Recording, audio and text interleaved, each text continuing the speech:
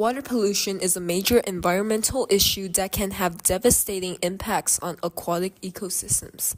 This investigation focuses on addressing SDGs 14, Life Below Water, specifically looking at how different water pollutants affect the growth of aquatic plants. The study of how water plants interact with water pollution has a long history, dating back to ancient Greek philosophers.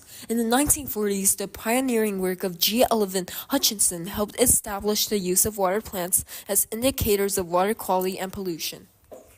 Today, researchers continue to study the impacts of different pollutants on various aquatic plant species, including water hakeeth, water lettuce, duckweed, and Vellicerina. These plants can serve as an early warning system, reacting differently to pollution levels and helping us understand the overall health of the water body. Our hypothesis is that if aquatic plants are grown in water containing industrial chemicals, they will have less growth compared to plants grown in clean, unpolluted water. The toxic substances in the polluted water are expected to negatively affect the growth of the plants. However, there will be many factors that could potentially affect the amount of growth in each plant, such as the amount of sunlight each plant gets, the position, and the amount of water they have. For this experiment, we will be using seagrass as the aquatic plant, along with water, paint, household cleaner, dirt, water containers, and scissors. Now, moving on to our procedure. Step 1. Cut 4 plastic water bottles at the top and label them as clean water, mud, household cleaner, and paint. Step 2. Pour the same amount of water into each of the 4 water containers.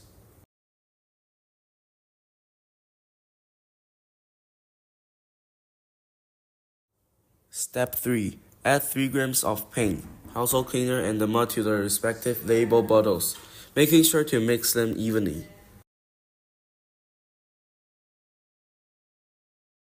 Step 4. Cut the seagrass into 4 strips, each 7 centimeters in length. Step 5. Place the seagrass strips into the plastic bottles, ensuring they are all placed where they can receive sufficient sunlight.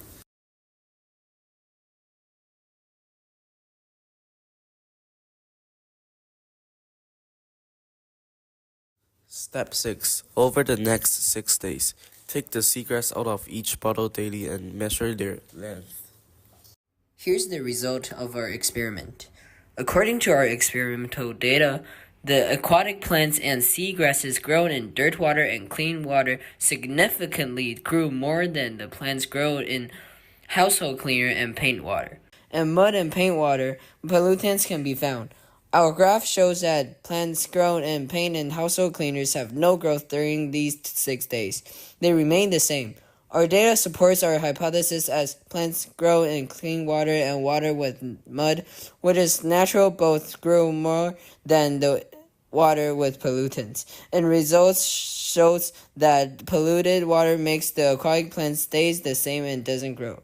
In conclusion, we can learn that different water pollution can stop aquatic plants' growth as well as increase it. Seagrasses grow less in paint water and water mixed with household cleaner.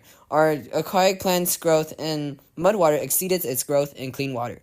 Our data might be not the most reliable. We need longer periods for aquatic plants to grow. The difference between the growth of the plants grow in synthetic material only difference in a few centimeters.